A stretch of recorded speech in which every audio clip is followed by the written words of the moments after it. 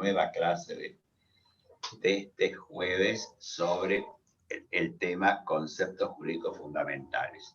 Antes que nada, quiero repetir, por ejemplo, que he visto algunos alumnos que no ponen el apellido nuevamente, además de su nombre. Entonces, por ahí veo que hay una señorita Claudia que no tiene el apellido, entonces no sabemos quién es, lógicamente. Háganlo, cuando puedan. Bien, comienzo entonces a exponer. Nosotros, como ustedes saben, siempre con el programa de la materia en la mano, tenemos que ver hoy los conceptos jurídicos fundamentales. ¿Por qué? Porque estamos haciendo una repetición de la clase pasada. Esta repetición va a ser inmediata y inmediatamente vamos a seguir con un tema nuevo que me parece que es muy importante, que es la relación jurídica. Pero dos palabras sobre los conceptos. Yo les había dicho a ustedes que el concepto es una representación mental, intelectual, de un determinado objeto, de un hecho, de una situación, etc. Eso entonces lo tenemos que replicar en el derecho para mostrar cómo el concepto representa situaciones propias que ocurren en el derecho. En este caso, los conceptos reproducen palabras que son muy significativas y que constituyen realmente lo que el derecho es. Saben ustedes que el derecho se vale del lenguaje, por lo tanto, los conceptos son fundamentales. Y en este caso, con los conceptos jurídicos fundamentales, es un tema especial de la materia y por lo tanto es un tema especial para ustedes. Bien, los conceptos jurídicos los dividimos, además de fundamentales, en conceptos secundarios. Es decir, que no todos los conceptos del derecho son fundamentales. Sin embargo, los fundamentales son los que siempre tienen que estar en cualquier ordenamiento jurídico, en cualquier conjunto de normas para poder llamarlo realmente derecho. ¿Y cuáles son esos conceptos? Inmediatamente ustedes lo encuentran en el programa. Son los que están mencionados, los que constituyen esta unidad 5. Es decir, hecho y acto jurídico, relación jurídica, negocio jurídico, situación jurídica, sujeto de derecho subjetivo, deber jurídico, sanción. Estoy leyendo el programa. Entonces, si ustedes hacen eso, inmediatamente saben cuáles son los conceptos jurídicos fundamentales. Casi les diría que hay que estudiarlo, hay que leerlo acá. Sobre todo cuando uno está haciendo una exposición o escribiendo, ¿no? Pero bueno, lógicamente hay que analizarlos y comprenderlos profundamente. Bien, los conceptos jurídicos fundamentales son esos de los que hablamos. Los conceptos secundarios que puede tener el derecho son aquellos que pueden o no estar en un ordenamiento jurídico.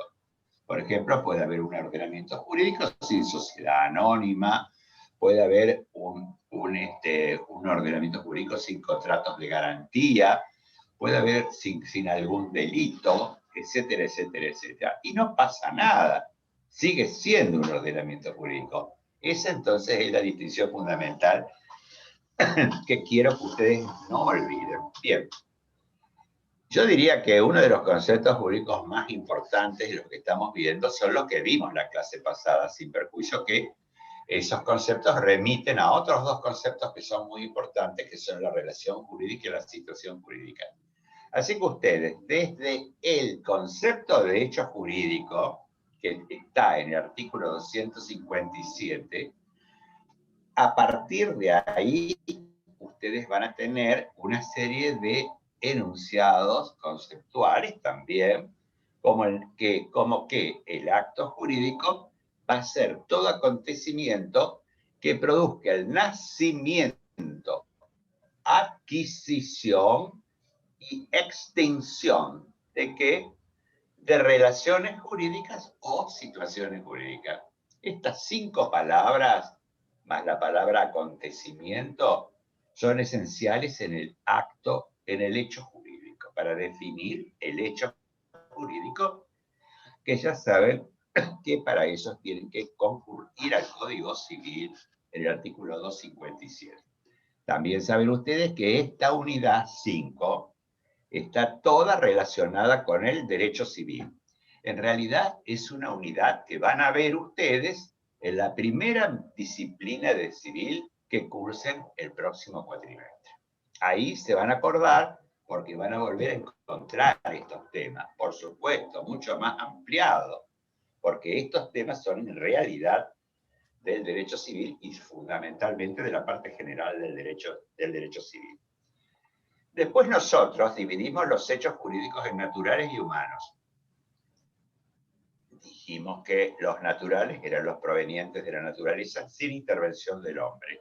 Escasos, por supuesto, como la muerte, el nacimiento. Pero lo más importante eran los hechos humanos, que ahí sí ha intervenido el hombre para su acontecer. Y esos se dividen en hechos, en actos voluntarios, como lo llama el legislador ahora, y actos involuntarios.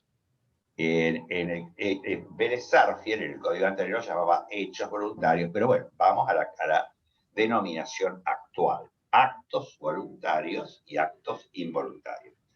Los actos voluntarios están en el artículo 260 y tienen también algunas palabritas que son discernimiento, intención y libertad, que se manifiesta por un hecho exterior. Ahí están, estas palabritas también son fundamentales para el acto voluntario. No hay forma de eliminar esto. Discernimiento, que es la razón, intención, puesta en práctica de la voluntad, y la libertad, la posibilidad de obrar libremente. Bien. Con estos elementos tenemos la interioridad de un acto, y por lo tanto ese acto se reputa voluntario. Hay otros actos que son involuntarios, que son aquellos hechos por personas privadas de la razón o por situaciones de minoridad. Y también pueden ser involuntarios hechos que les ha faltado algún otro elemento, como elementos de la libertad, o como el otro elemento, acuérdense que era intención, libertad y discernimiento. Si ha faltado la involuntad o ha faltado el discernimiento, la voluntad y ha faltado la intención, es obvio que no va a haber un acto. Pero si además la persona está privada de razón o es menor en determinadas circunstancias, va a ocurrir que también va a ser un acto involuntario. Otra clasificación que puede darse y que se daba en el código de Vélez Sarsfield es la distinción entre acto lícito y acto ilícito. Ahora no está en nuestro código prevista, sí, pero lógicamente existe y es bueno que la mencionemos. El acto, con respecto a esto último que estás diciendo, hice una placa que muestra, porque nosotros la clase pasada estuvimos hablando sobre... Sí, por supuesto, si yo estoy resumiendo. Sí, una placa mientras vos hablás, si querés, con relación a esto, cómo era en el código anterior y cómo es ahora con relación para que, nada, solamente mostrárselas para que ustedes... Me vas a hablar entonces. Ah, sí, perfecto, se las mostramos. Las representen. Claro, los hechos humanos voluntarios se podían calificar en el código de Vélez como lícitos e ilícitos. Los actos voluntarios ilícitos son en realidad los que van en contra de cualquier norma jurídica. A veces suelen usarse la expresión plexo normativo. Plexo es un conjunto de normas, de modo que ustedes manéjense con las palabras que tienen más a mano, pero vayan viendo cuáles son las palabras que se usan. Ilícito, lo que está en contra del orden jurídico, lo que está en contra del plexo normativo, lo que está en contra de cualquier norma del conjunto de normas que integran el orden jurídico de un Estado. En este caso, los hechos voluntarios ilícitos, en el código anterior, en el código de Vélez Sarsfield, se denominaban dolosos o culposos. Y el doloso, es decir, el hecho con intención, se denominaba delito, mientras que el culposo que sería el que no ha sido querido, digamos, querido no ha sido querido en forma No se, total. no se buscó el resultado dañoso, claro. Bueno, no se buscan resultados, pero de todas maneras el delito culposo se considera también voluntario, porque es una pérdida del cuidado que debió ponerse, etcétera, etcétera, etcétera. Ya lo vemos después. Así que en el código anterior se hablaba de delito civil y cuasi delito civil. Quiere decir que estas dos palabritas las van a encontrar ustedes alguna vez, porque si bien pertenece ya al derecho ya derogado, es muy probable que en algún texto siga apareciendo esta clasificación. Recuerden entonces que esto ha sido derogado. Lo estamos dando para que ustedes sepan qué pasaba con Vélez Sarsfield. Vélez Sarsfield, además, solo previó el factor de responsabilidad o atribución subjetiva, es decir, el que se refería a la acción de una persona. En el código actual, la antijuridicidad, o la ilicitud, antijuridicidad y ilicitud que se tomen de la misma forma, es cualquier acción o omisión que cause un daño a otro. Es decir, algo que de alguna manera dañe a la situación, a los bienes, al patrimonio, al estado físico de la persona, a su moral, a sus aspectos intelectuales, etcétera, etcétera, etcétera. Ese acto se puede haber realizado a través de un factor subjetivo, que ahí sí podemos hablar ahora de culpa y dolo. Esto está previsto en el Código Civil, como lo vimos ayer, porque esta segunda parte, donde dicen a partir del Código actual, saben que es el Código de 2015, que es el que nos rige. Pero no solo está previsto el factor de atribución subjetiva, como estaba solo en Vélez Sarsfield, sino también está el factor de atribución objetivo, es decir, que está vinculado con un incumplimiento, pero tiene una característica especial, como vamos a ver a continuación en la próxima placa. Sí, recuerdan que esto habíamos visto la clase pasada, Claro. que en realidad la responsabilidad de la generación del deber o la obligación de reparar puede surgir o por la violación del deber de no dañar o por haber causado un daño, o la responsabilidad por el incumplimiento de una obligación, ¿entienden? Entonces, claro, por eso, esto lo mostramos ya la clase pasada, pero ahora se redondea mejor con esta comparación que hicimos en ambos códigos. Por eso es que los factores de atribución de responsabilidad son por dos vías, por un factor objetivo o por un factor subjetivo, como es el causar daño por dolo o culpa. El objetivo es por, bueno, el incumplimiento de una obligación, que es lo que vemos aquí, cómo se completa. Entonces, bueno, si me deja seguir, María Jesús, estamos haciendo un repaso. Quiere decir que tampoco podemos profundizar de mañana. No, nada. Yo porque esto se agregó y justo vos estabas hablando de eso. Sí, pero esta clasificación de la culpa y dolo creo que ya Ya estaba. lo vimos, por eso. Estaba por eso. Y esto en el derecho penal, que vos me habías preguntado en la clase pasada. También la vimos, lo vimos esto. ¿Por qué? Porque los hechos ilícitos o las acciones antijurídicas tipificadas en la ley penal se siguen calificando o mencionando o conceptuando como delito doloso o delito culposo. Bien. Perfecto. Bien. Eso lo tienen ustedes en estas placas, lo tienen en el libro, tienen los artículos, saben que la responsabilidad está prevista en el Código Civil, en el artículo 1708 y siguiente.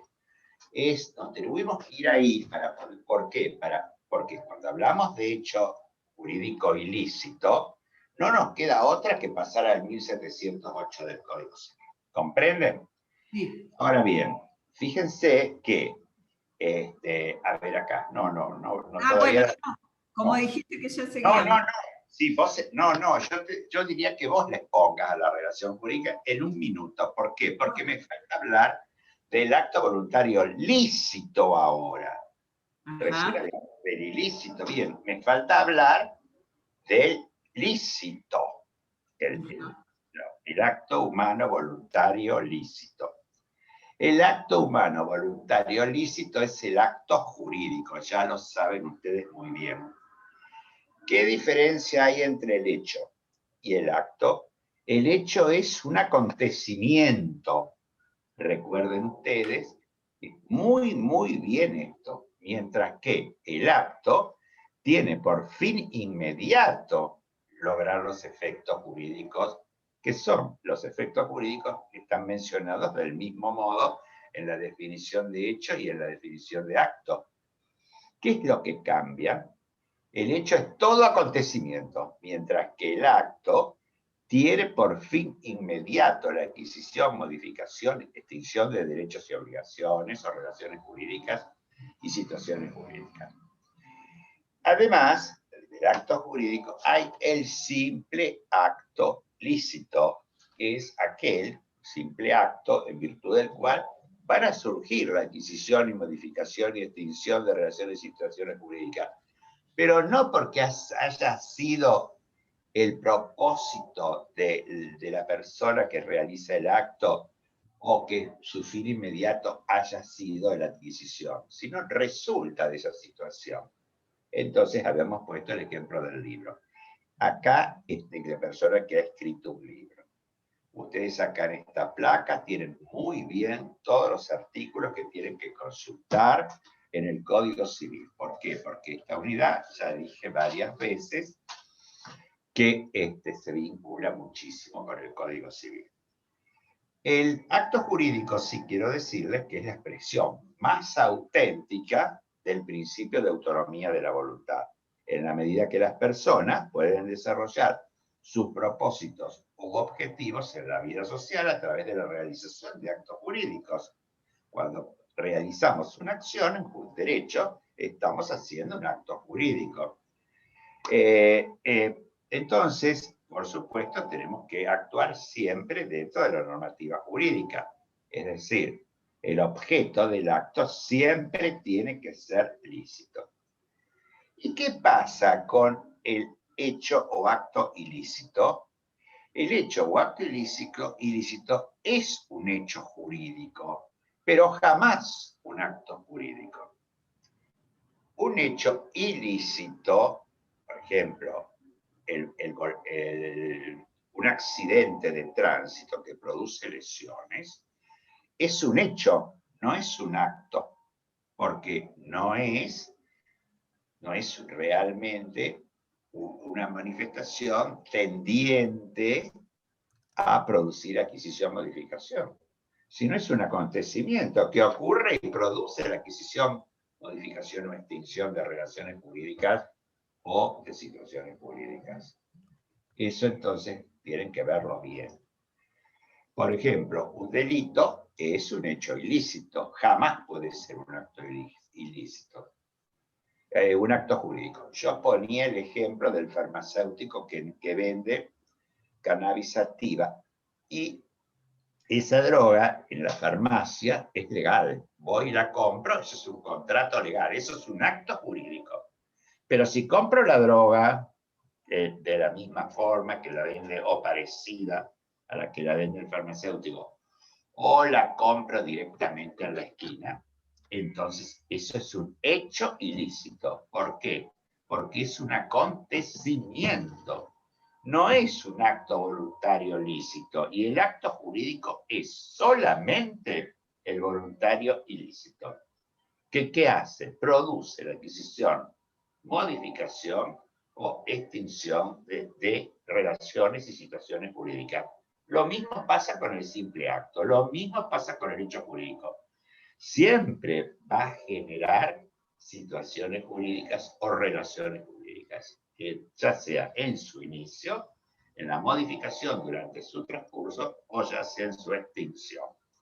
Bien, mi propósito es que ahora María Jesús, abandonando estos temas que ya son un repaso, les marque a ustedes los requisitos y las exigencias de una relación jurídica. Y después, bueno, yo seguiré con la situación jurídica o Bueno, cualquiera de los otros puntos del programa. Te sí, escuchamos, María. perfecto. Bueno, a ver, pasamos a otro concepto jurídico fundamental, que es la relación jurídica, y que entiendo que está en este mismo punto, lógico, porque claro, en este punto vemos los conceptos de hecho y acto jurídico, y aparece la relación jurídica, elementos. Bien, a ver, cuando vamos a una placa, porque, a ver, tenemos todavía unos cuantos conceptos por delante, y es probable que no nos vaya a alcanzar el tiempo. Tenemos muchas placas que lo representan, que ustedes las van a disponer después en la plataforma, así que bueno, vamos a tratar de ser lo más esquemáticos posible. La relación jurídica, como su nombre lo indica, es un vínculo, es una relación. Es uno de los conceptos jurídicos fundamentales. ¿Por qué? Porque no podemos pensar, esperen que ya la encuentro enseguida, aquí. No podemos pensar ningún ordenamiento jurídico, ningún ordenamiento jurídico que no conciba este concepto básico del derecho. La relación jurídica la pensamos como un vínculo. Enseguida que pensamos en la relación entre ¿qué? Entre sujetos. ¿Se dan cuenta? Ese vínculo es entre sujetos de derecho. Y fíjense ustedes que acá están remarcados en negrita lo que van a constituir después sus elementos fundamentales.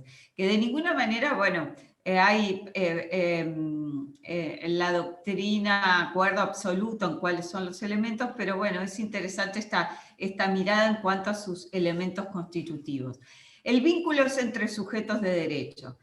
Esos sujetos de derecho se pueden a su vez distinguir o diferenciar entre activo y pasivo. En un vínculo que surge, del que da nacimiento esta relación jurídica, estos sujetos van a estar relacionados o vinculados en virtud de un conjunto de derechos y deberes nacidos de esa relación jurídica. Por eso, en virtud de esos derechos y esos deberes, a los sujetos los podemos identificar como pasivo o activo. El sujeto activo va a ser el sujeto que tiene el derecho subjetivo principal, mientras que el sujeto pasivo va a ser el que tiene el deber subjetivo principal. A ver, si nosotros pensamos en una relación, para ir poniendo un ejemplo y ustedes se vayan representando. Si pensamos en una relación jurídica que surge de un contrato o de un negocio jurídico, supónganse un contrato de compraventa. Se celebra ese contrato, se celebra ese negocio jurídico entre las partes y nace una relación jurídica entre sujetos de derecho. Nace un vínculo entre sujetos de derecho, en el cual ya sabemos que nació de cierta causa. ¿Cuál es la causa? En este caso, la causa no solo que es un hecho jurídico, sino que es un acto jurídico. ¿Por qué? Porque el contrato de compraventa es un acto jurídico, voluntario, lícito, cuyas partes tuvieron por fin inmediato provocar los efectos que ese acto provoca. Entonces, se celebra ese negocio jurídico y da nacimiento a una relación jurídica, a un vínculo entre sujetos de derecho. En ese vínculo, en esa relación, puedo identificar los sujetos como activo y pasivo, de modo tal que el sujeto activo lo califico como quien tiene el derecho subjetivo principal. Principal, porque en la mayoría de las relaciones contractuales, los sujetos ambos tienen derechos y tienen deberes recíprocamente. Entonces, no es que un sujeto tiene solo derechos y otro sujeto tiene solo deberes y por eso es el pasivo y el anterior es el activo, ¿entienden? Entonces, por eso, para decirlo propiamente, tenemos al sujeto activo con el derecho subjetivo principal. Bien, entonces, surge de este negocio jurídico que es la causa, cuyo objeto son ciertas prestaciones que están garantizadas por la aplicación de una sanción. A ver, ¿qué es lo que quisimos en esta placa? Reflejar así como esquemáticamente, a la vez que reflejamos los elementos, que esto sea posible un concepto de relación jurídica. Perdón, Eloy, si me permitís, porque Claudia tiene la mala suerte de que somos nosotros 4 los que estamos acá en la visión, aparte de las placas, y entonces desde que empezó la clase, no sé si hablando por teléfono, de a momentos riéndose, y esto es como un espacio virtual, es un espacio virtual que asimilamos al espacio real. Entonces, es lo mismo que si nosotros estuviéramos dando clase y hay 2 alumnas conversando o un alumno hablando por teléfono. Y la verdad que como justo estás en este cuadro tan presente, constituís un objeto de distracción. Y ustedes saben que no es obligatorio asistir a este espacio de estos encuentros. De hecho, surgió que en las primeras clases había alumnos que querían ingresar y no podían porque somos más de los que tiene la capacidad de este Zoom. Entonces tampoco sabe que tomamos asistencia, o sea que no es necesario que si ustedes o están trabajando al mismo tiempo, porque la verdad no logro detectar, pero no es necesario que estén presentes si no les interesa. Lo mismo va también para las clases presenciales. Bueno, entonces, en esta placa lo que queríamos era, al mismo tiempo que reflejar los elementos, que sea una posible, si yo hago todo este recorrido, es una posible definición de la relación jurídica. Miren, si yo voy renglón por renglón, podría decir, ¿qué es la relación jurídica? Es un vínculo entre sujetos de derecho, nacido de una determinada causa, cuyo objeto son ciertas prestaciones garantizadas por la aplicación de una sanción. Ese es un concepto posible de relación jurídica, ¿se dan cuenta? Y ahí nosotros desagregamos en este costado de la placa los elementos. A ver, los sujetos, ya lo dijimos, son activo o pasivo en función de que encabezan el principal derecho subjetivo o deber jurídico. Nacido de una causa, siempre una relación jurídica surge de un hecho jurídico. Ese hecho jurídico puede ser cualquiera de los que nosotros empezamos a desarrollar el encuentro pasado. Puede ser natural o no natural o humano, puede ser, siendo humano puede ser involuntario o voluntario, y siendo humano o voluntario puede ser lícito o ilícito. Siendo lícito puede ser un simple acto, un acto jurídico. Yo acá puse el ejemplo de un acto jurídico. Y eso hace caracterizar a la relación jurídica, en ese caso puntual, como un negocio jurídico, que ya lo vamos a ver enseguida. Bien, entonces la causa siempre es un hecho, un acontecimiento generador de, como decía el concepto de hecho jurídico, de relaciones jurídicas. Bien, el objeto de la relación... Sí, perdón.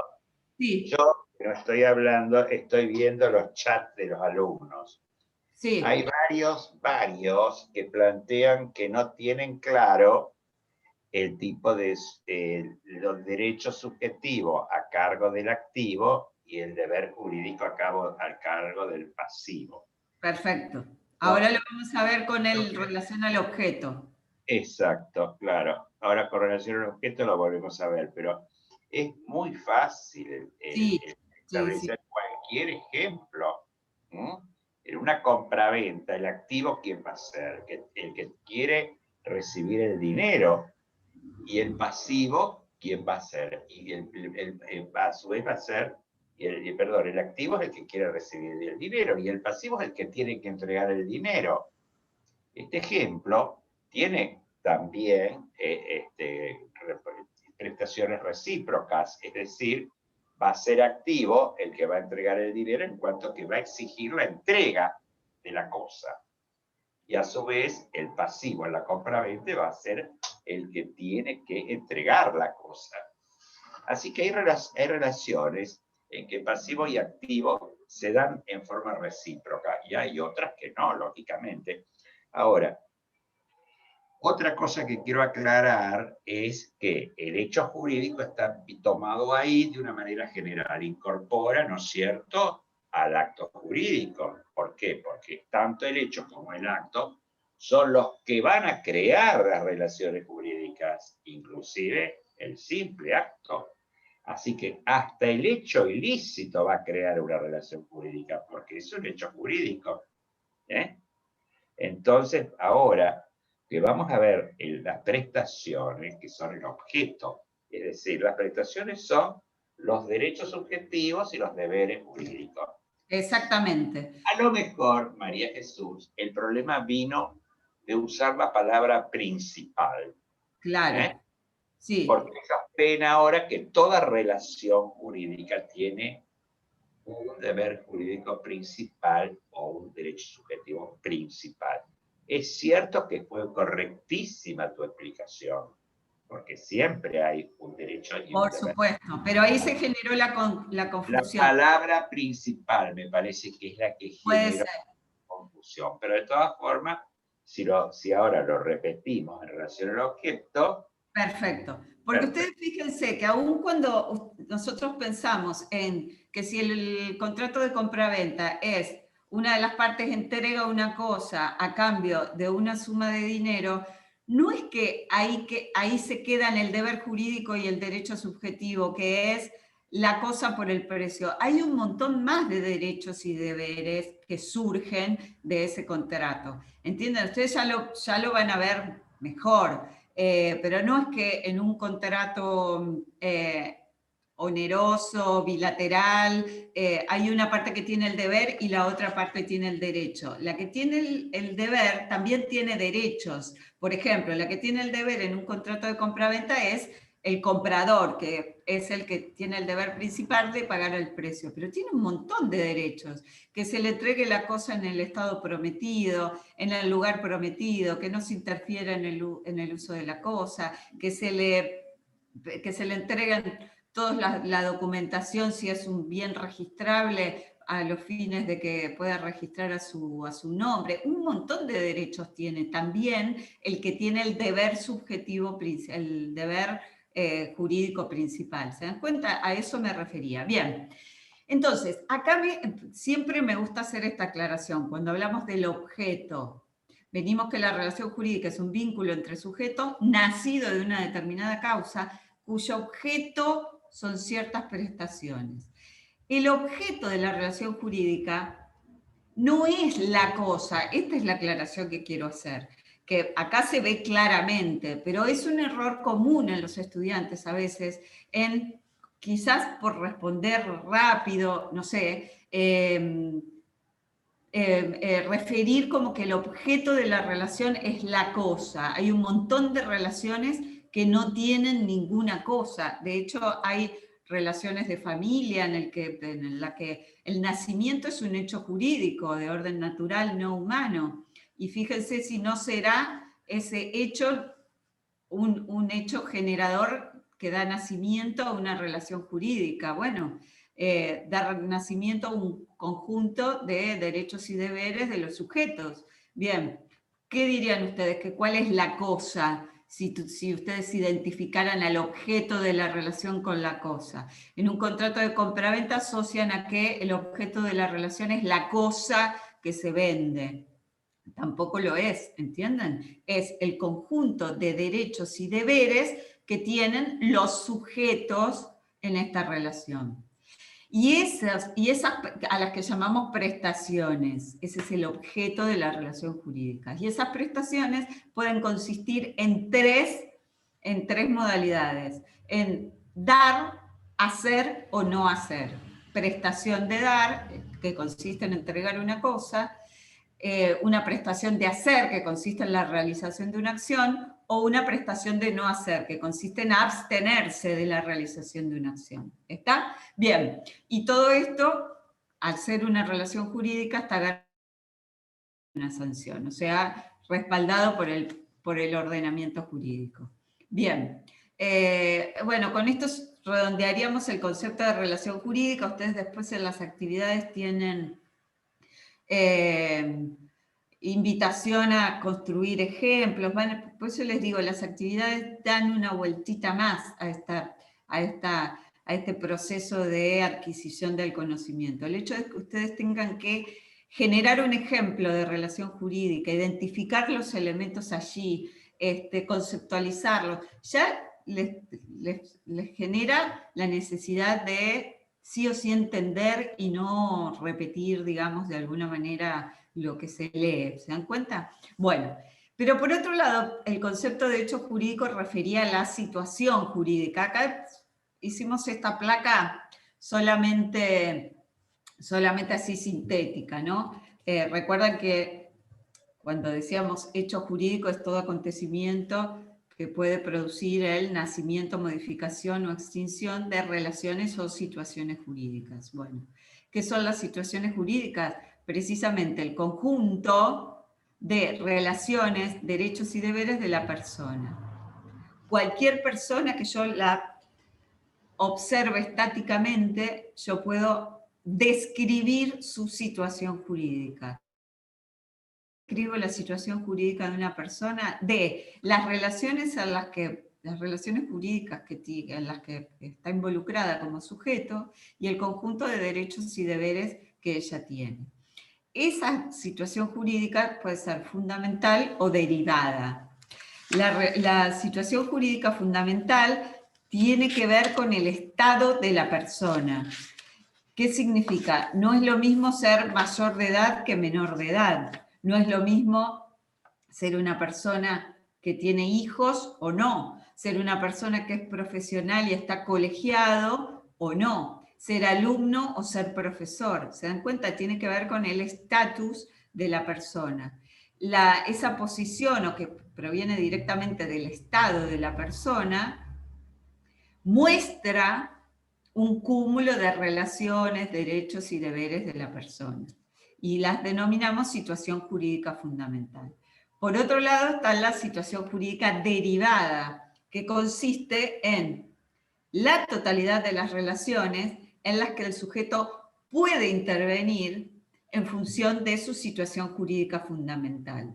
¿Se dan cuenta? Porque es padre, tiene ciertos derechos, como por ejemplo de representación de su hijo, porque es alumno, tiene ciertos derechos o ciertas posibilidades, porque es mayor de edad, tiene cierta capacidad para celebrar matrimonio, para celebrar ciertos contratos. ¿Se dan cuenta? Por eso situación jurídica derivada, porque deriva del estado de la persona al que llamamos situación jurídica fundamental.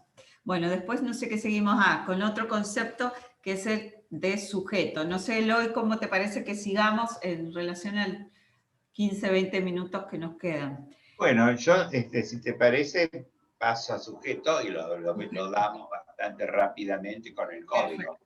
Hay placa de todo, te digo, de todo lo que queda en placa, por si querés. Bueno, entonces desde ya te digo que podés poner la primera placa en donde se divide la persona en persona humana y persona jurídica. Perfecto. Aquí. No, perdón. Esa. Claro, claro. El sujeto es otro de los conceptos jurídicos fundamentales. Quiere decir, entonces, que cuando mencionemos los conceptos jurídicos fundamentales tenemos que recordar que el sujeto del derecho es la persona.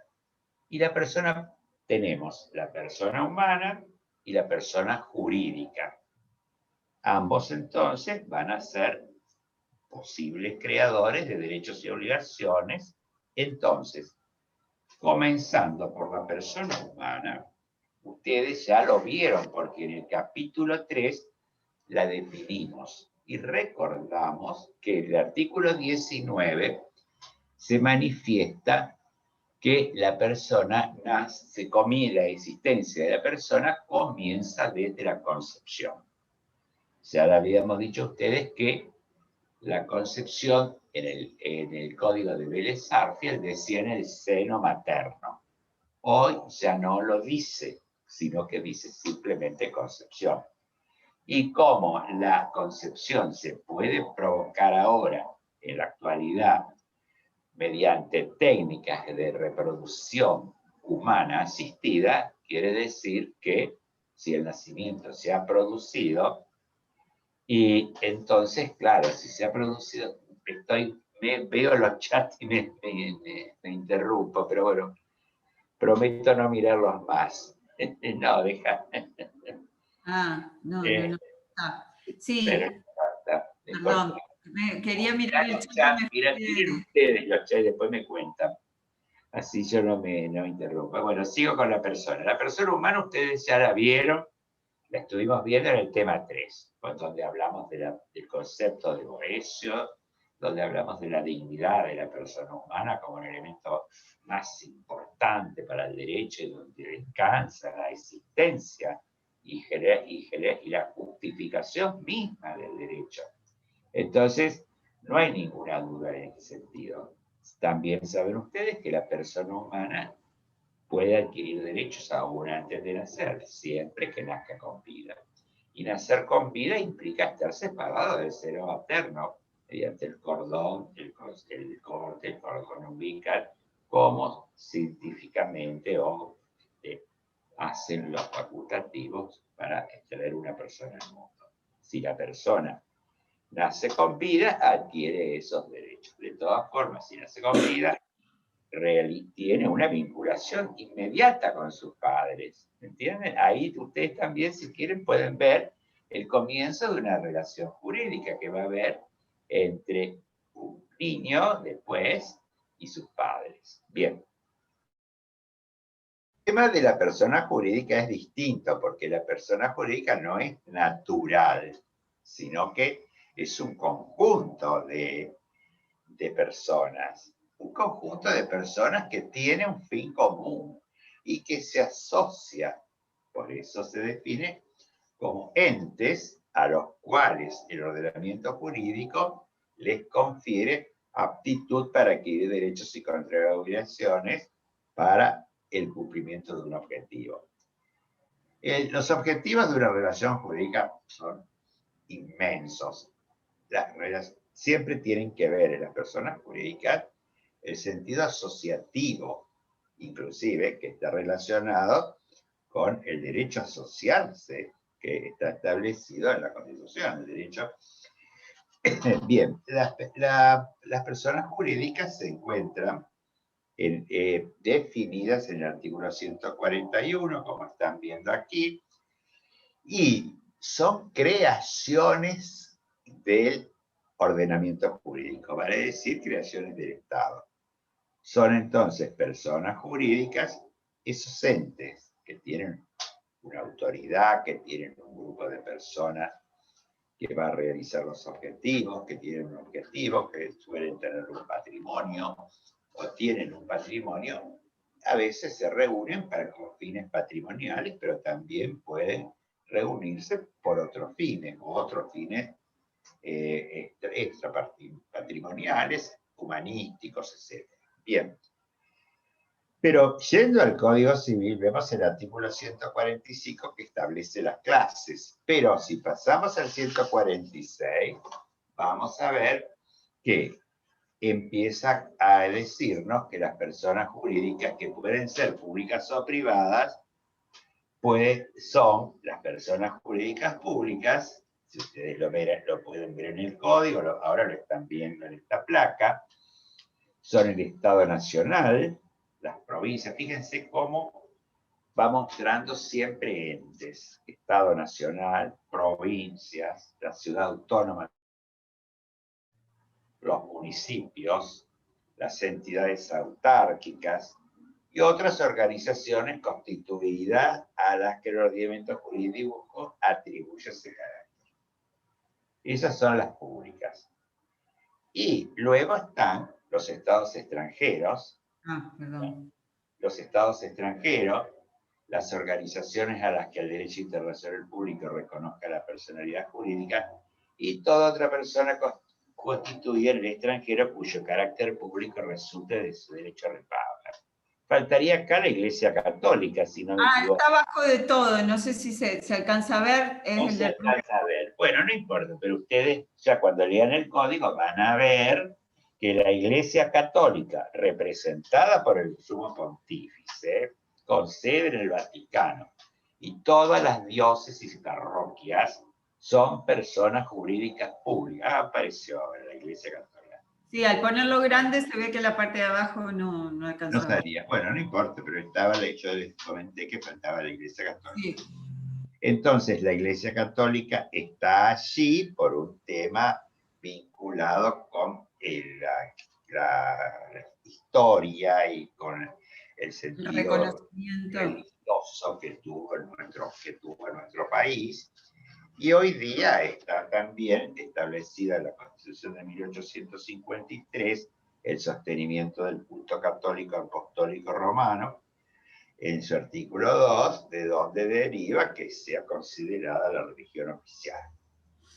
Bien, las personas, por eso es persona jurídica pública, porque vamos a ver ahora que todas las otras iglesias, confesiones, comunidades religiosas no son personas jurídicas públicas, son sí personas jurídicas privadas.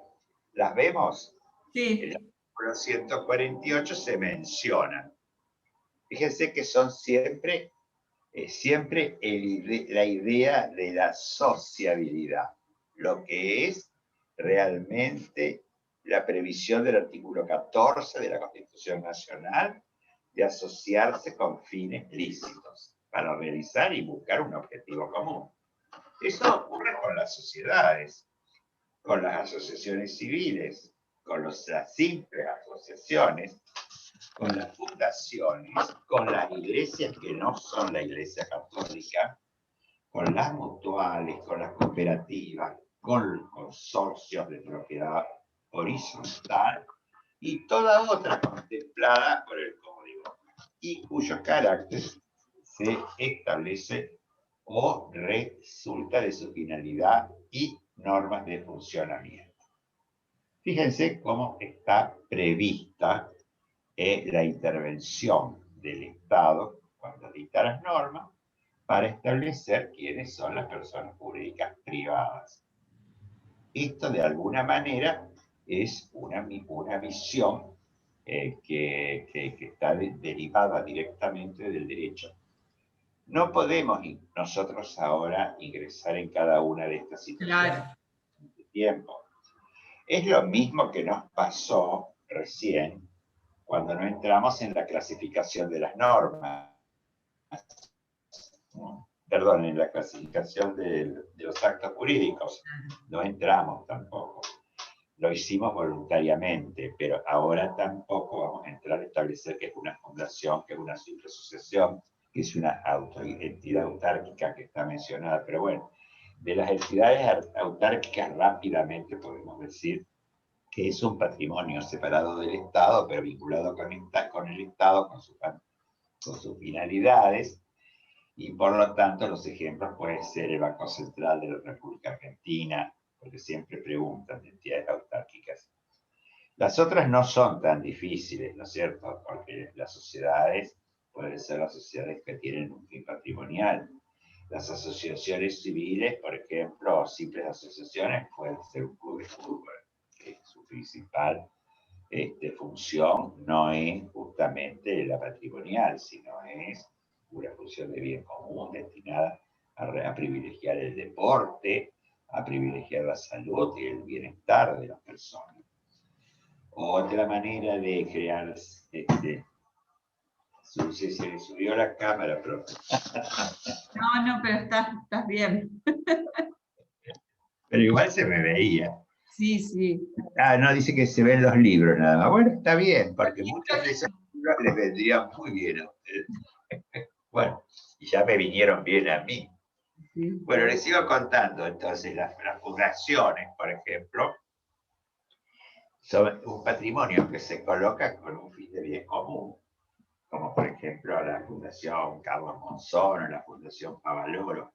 Fundaciones son aquellas agrupaciones de personas que se reúnen, se asocian y colocan un patrimonio para un fin determinado.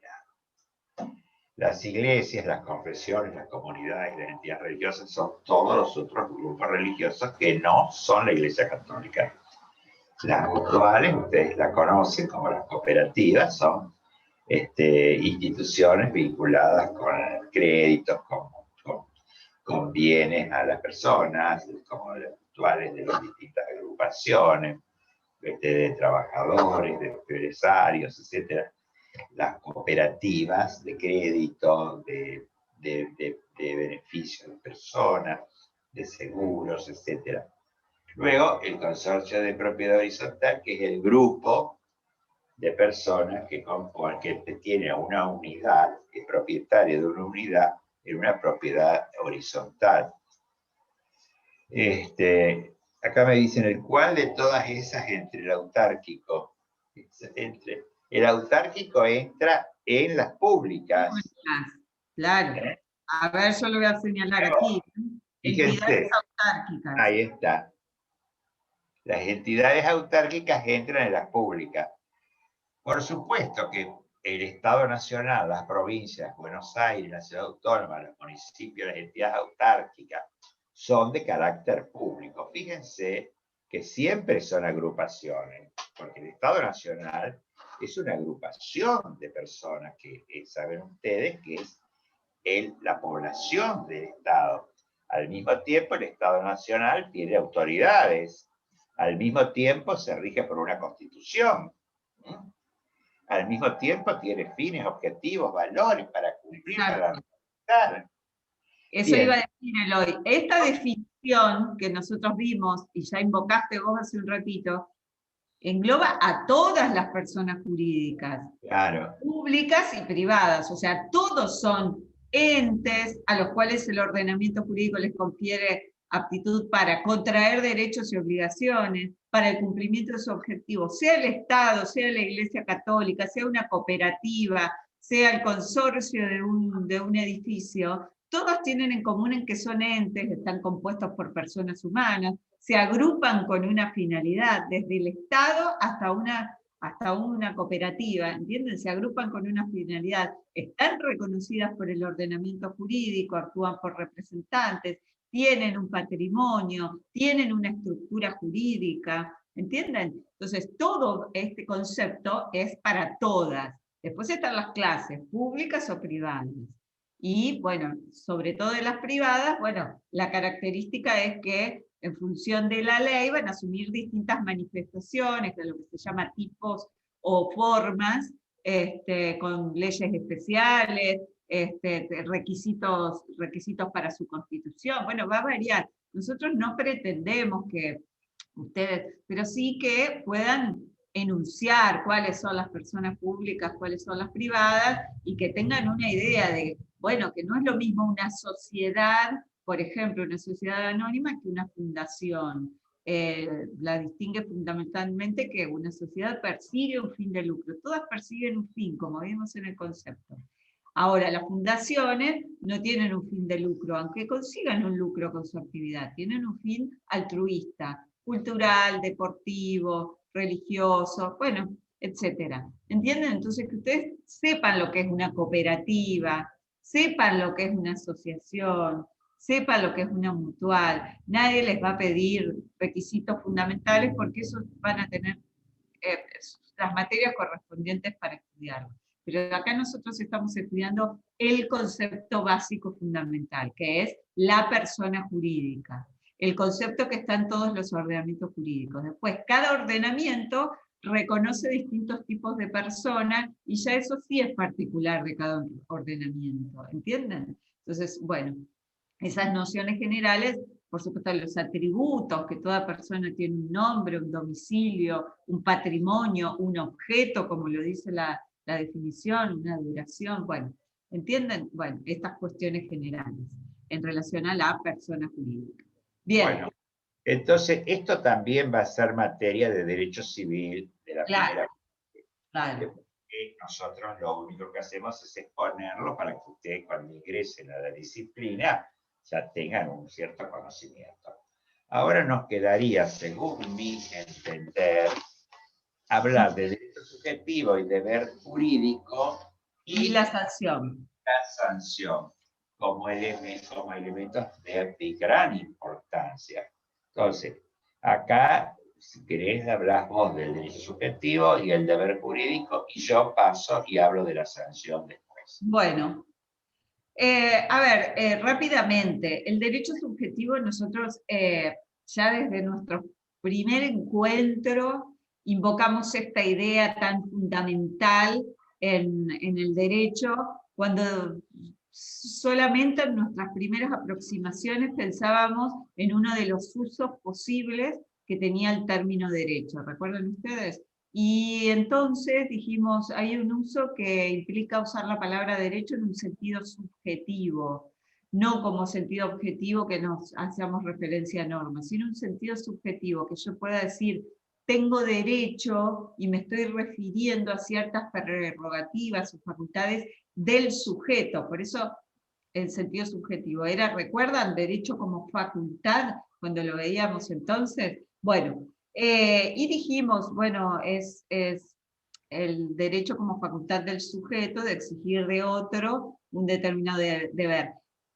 Obviamente era muy rápida y genérica la idea de derecho subjetivo que ya entonces empezábamos a construir. Bien, pero enseguida nosotros entonces ya vimos cómo existe una correlación necesaria, imposible que no exista, entre el derecho subjetivo y el deber jurídico.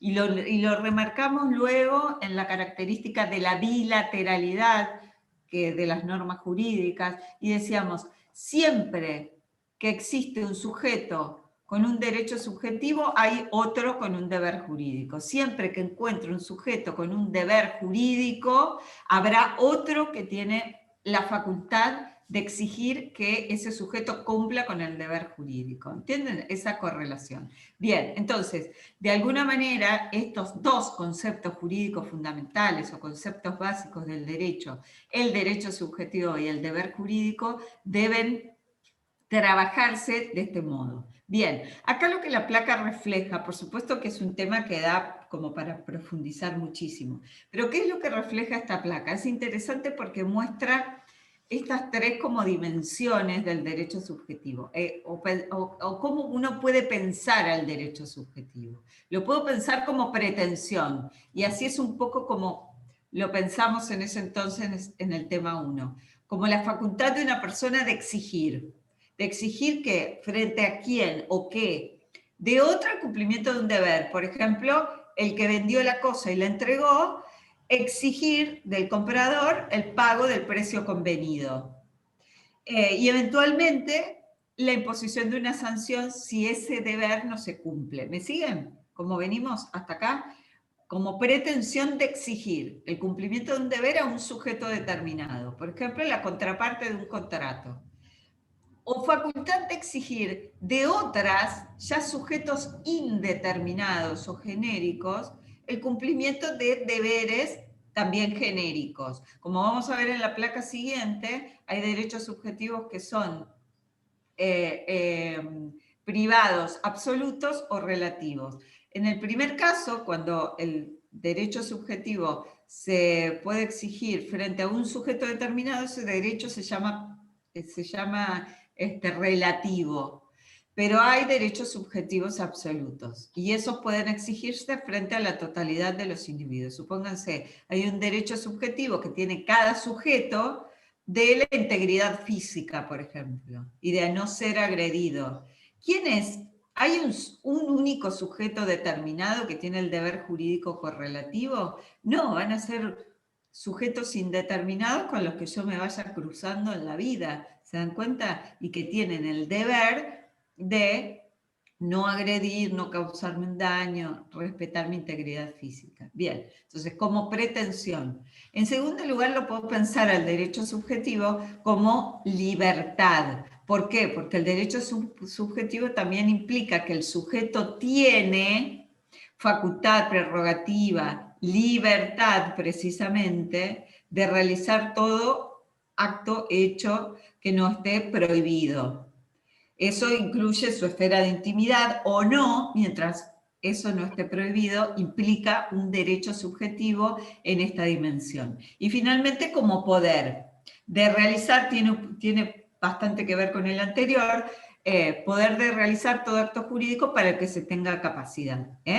Bien, entonces estas son como dimensiones. En esta placa esto les va a servir a ustedes más para estudiar, no podemos profundizar tanto ahora, pero tiene que ver con las clases de derechos subjetivos. Entendido en qué consiste el derecho subjetivo, ustedes pueden pensar que hay derechos subjetivos que son públicos y derechos subjetivos que son privados. Y que los derechos subjetivos privados pueden ser absolutos o relativos, en tanto y en cuanto los primeros se pueden ejercer frente a sujetos indeterminados, mientras que los segundos, los derechos subjetivos privados relativos, solo se pueden exigir, en cuanto a lo pienso como pretensión, de exigir frente a sujetos determinados. Por ejemplo, los denominados creditorios, que son los que puse en el ejemplo en las contraprestaciones de un contrato. El vendedor de la cosa tiene ese derecho subjetivo solo con quien convino y realizó la compraventa, solo con quien se comprometió a pagar ese precio en tal tiempo y en tales condiciones. ¿Se dan cuenta? Porque es relativo. En cambio, los absolutos, hoy poníamos el ejemplo de quien escribe un libro y lo registra a su nombre. Un derecho, ejemplo de un derecho subjetivo privado absoluto es el que tiene el autor de ese libro en cuanto a un derecho de propiedad intelectual. Ese derecho lo puede ejercer frente a todos o frente a un innumerable e indeterminado número de sujetos. Todos tenemos el correlativo deber de no reproducir como propia una obra que está registrada con determinada autoría. ¿Se dan cuenta? Entonces, por eso son absolutos. Lo que distingue absolutos de relativos es que frente a ese derecho subjetivo haya o no determinados o indeterminados el correlativo deber jurídico a ese derecho.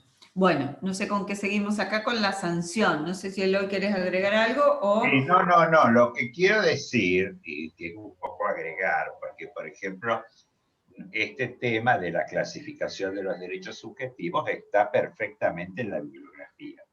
En la bibliografía también están las teorías que atribuyen al derecho subjetivo.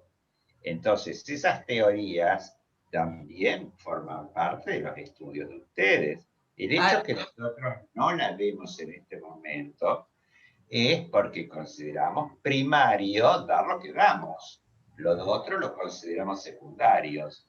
Pero de todas maneras, ustedes se van a dar cuenta porque las teorías sobre el derecho subjetivo, algunas son negatorias, otras los admiten con ciertas situaciones, pero son elementos secundarios, son puntos de vista acerca del concepto del derecho subjetivo, pero no quiere decir eso que bueno. Pero lo que también, claro, pero por eso, ustedes eso lo tienen que ver. Todo lo que nosotros no decimos en clase, pero está en la bibliografía o en el programa, lógicamente que entra. No me pregunten eso porque todos los temas, nosotros no podemos incluir temas. Si ustedes se dan cuenta que hay temas secundarios y hay temas que son muy prioritarios para nosotros. En clase damos generalmente los temas más prioritarios, pero de todas formas, supongamos, no damos los derechos subjetivos por falta de tiempo, los mencionamos, pero fíjense ustedes que ustedes tienen la bibliografía, que es un derecho real, que es un derecho intelectual, que es un personalísimo, que es un crédito, que es familia, todo con ejemplo, así que tienen que ir ahí. Hay mucho de personal que tienen que colocar ustedes en sus estudios. Ahora lo que estaría faltando es un poco la correlatividad del deber jurídico frente al derecho subjetivo. Si bien se ha dicho, no se ha dicho quizás que el derecho subjetivo es el deber jurídico es una privación de la libertad de una persona en relación al derecho de otra. Es decir, si yo debo 1.000.000 de pesos, y otra persona me los está exigiendo y tiene derecho a hacerlo, yo ahora estoy privado de la libertad con respecto a ese 1.000.000. Tengo que dárselos. Por supuesto, me puedo procurar, me puedo ir del país, puedo no darlo, por supuesto, pero desde el punto de vista del derecho subjetivo, siempre, como muy bien dijo la doctora, recuerden que frente a un sujeto que tiene un derecho, existe siempre un sujeto que tiene un deber, esté o no determinado ese sujeto. Hay deberes que los tenemos respecto a todos, deberes jurídicos, y otros deberes jurídicos que los tenemos respecto a alguien. Si sacamos un crédito en una casa de comercio, el deber jurídico lo tenemos nada más que con ese comerciante de pagarle la cuota del crédito todos los meses. Pero cuando salimos a la calle, nosotros tenemos el derecho subjetivo y todo el mundo tiene el deber jurídico de respetarnos. Es decir, eso es nosotros tenemos un derecho subjetivo a nuestra integridad personal. Si nos roban, si nos lastiman, si nos injurian moralmente o nos agreden físicamente, están en contra del ordenamiento jurídico y están violando nuestra personalidad y los derechos subjetivos que nacen de nuestra personalidad. Así que tengan siempre bien en cuenta la relación entre derecho subjetivo y derecho objetivo. Pasamos ahora a la sanción. La sanción, eso sí que es siempre un elemento importante.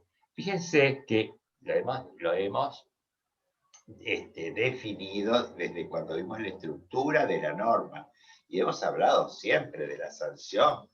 ¿Y qué decíamos en la estructura de la norma? Que la sanción era la consecuencia derivada del incumplimiento normativo. Acuérdense que en la estructura de la norma había un antecedente, el deber ser y un consecuente. La consecuencia siempre era una sanción, sobre todo en el caso del pensamiento de Kelsen. Entonces, en el caso del pensamiento de Kelsen, se da un incumplimiento y se da una sanción ligada por este verbo que no tiene definición o está este nexo que se llama deber ser. Bien. Quiere decir entonces que cuando Kelsen habla de sanción, encuentra estos dos elementos, que hay un incumplimiento y que hay una sanción. ¿Por qué Kelsen realiza esto?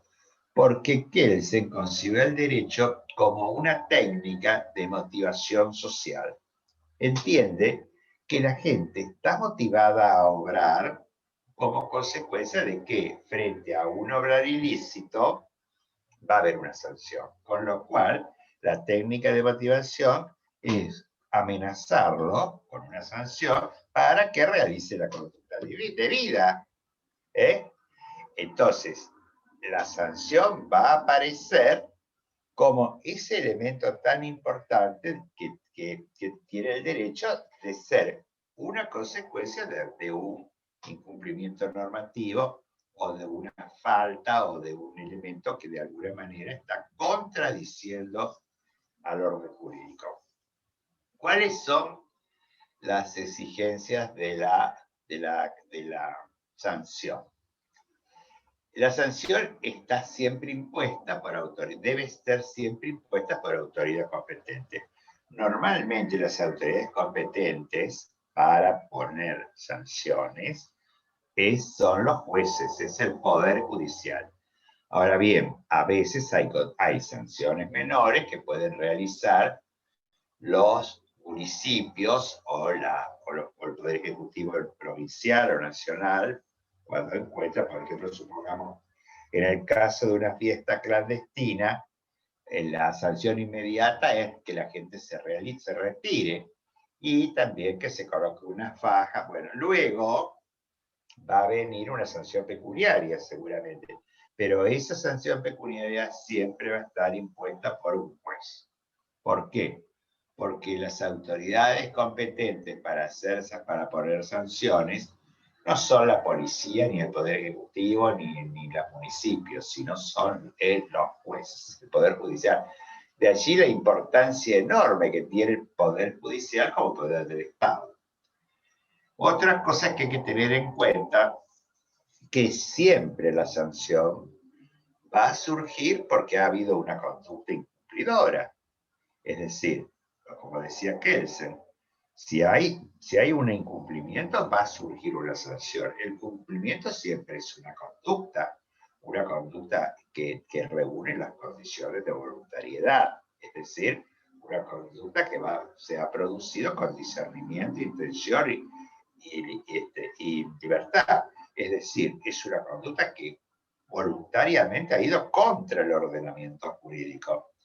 Es en definitiva el incumplimiento de un deber, porque siempre que hay un incumplimiento normativo que va a llevar a una sanción, ha habido un incumplimiento de un deber jurídico. Por ejemplo, ¿por qué le ponen 6 meses de prisión al señor que me golpeó en la calle con un golpe de puño? Porque el señor cometió un delito, ese delito está en el Código Penal, el Poder Judicial está disponible para poner la condena, y además porque ese señor lo primero que hizo es incumplir con el deber de respetarme. Él no tenía derecho, aunque no me conociera, no tenía derecho a golpearme. Yo tenía el derecho a volver a mi casa con una integridad total, y sin embargo volví con un golpe de puño. Entonces, eso implica de entrada el incumplimiento del deber jurídico. ¿Por qué? Porque ha lesionado un derecho subjetivo. Y siempre que se lesiona un derecho subjetivo, esto implica el incumplimiento de un deber. Las conductas incumplidoras son las conductas que van a producir después la sanción. Otro punto que hay que tener en cuenta es que la sanción consiste siempre en la privación de un bien. La pena de muerte, por ejemplo, la muerte priva de la vida. Ese es el bien principal. Nosotros no tenemos pena de muerte, pero está en otros estados. Por supuesto que hay pena de muerte en otros países. Acá tienen ustedes entonces un elemento contingente, un concepto contingente del derecho que puede o no estar. Está, por ejemplo, en países del Oriente, está en Estados Unidos, en algunos estados, pero no está, por ejemplo, en nuestro país. Bien, priva de la vida, pero la mayoría de las sanciones penales privan de la libertad. Hay sanciones civiles que privan de otros bienes. Otro bien es el patrimonio. Entonces, fíjense, estos son los bienes principales que las sanciones van a generar, que van a privar a las personas que han cometido un hecho. El bien que les va a privar va a ser, en el caso del derecho argentino, la prisión, es decir, el bien es la libertad, o el patrimonio, es decir, van a embargar, van a, etcétera, a realizar acciones contra su propiedad, etcétera, etcétera, etcétera. Bien. Otro punto muy importante que trabajamos cuando hablamos de la sanción es que la sanción siempre está vinculada necesariamente con la coerción, porque la que caracteriza la sanción no es la fuerza misma, sino la posibilidad de aplicar, esto es, de usar la coerción. La coerción, entonces, es la posibilidad de aplicar la sanción, no es la fuerza misma, mientras que la coacción es la aplicación efectiva. Ahí sí está la fuerza. Por ejemplo, ¿por qué el derecho penal está eminentemente coercitivo? Porque uno sabe, la coerción. Sí, claro, me preguntan acá si la coerción sería la coacción en potencia. Está bien. La coerción es en potencia porque un delito, un hecho ilícito del derecho penal, implica la amenaza a un bien de una determinada persona, pero al mismo tiempo implica la amenaza del orden jurídico al que quiere vulnerar ese bien en la medida que se puede aplicar una sanción. Pero aparece entonces como una amenaza, como una posibilidad de aplicación de la fuerza. Pero cuando hablamos de coacción, ahí sí que hablamos de de la aplicación de la fuerza en sentido propio. Va a haber entonces ahí, por ejemplo, una pena que está cumpliéndose en la cárcel. El ingresar la persona a la cárcel a los fines de cumplir una pena constituye lo que nosotros llamamos la aplicación forzada de la sanción o la aplicación efectiva de la fuerza para hacer valer los fines del derecho y lograr los fines que se persiguen en el derecho penal contra los infractores sociales que han realizado incumplimientos normativos. Bien, ya hemos avanzado bastante, tendría que yo también recordarles otros aspectos que no están acá, como son, por ejemplo, que la sanción siempre es consecuencia, bueno, eso ya lo establecí, que siempre es consecuencia de una conducta, pero lo que no dije quizás es que la sanción siempre aparece institucionalizada. ¿Qué quiere decir eso? Que el sistema jurídico establece qué sanción se puede imponer. A veces por un rango. Por ejemplo, si ha habido una fiesta clandestina, a lo mejor la sanción podrá ser un rango entre 2.000 pesos y 20.000 o 200.000, depende de la importancia. Pero ese rango está institucionalizado. El juez que le toque el caso podrá poner, pero siempre dentro de lo que establece la ley. No podría poner menos ni más.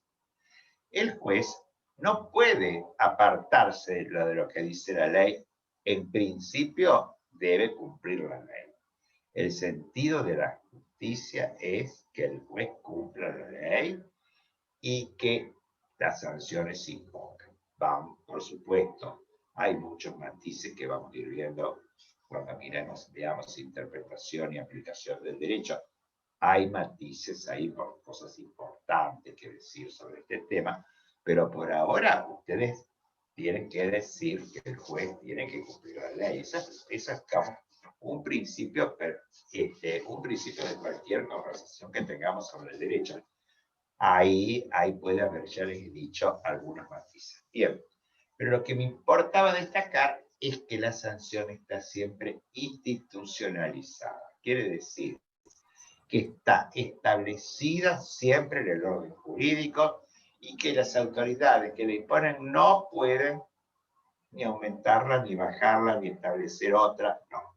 Si no está la sanción prevista, no se puede sancionar una conducta, aunque esa conducta nos parezca repugnante.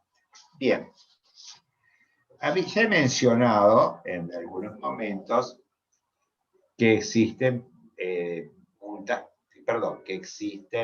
penas o sanciones penales.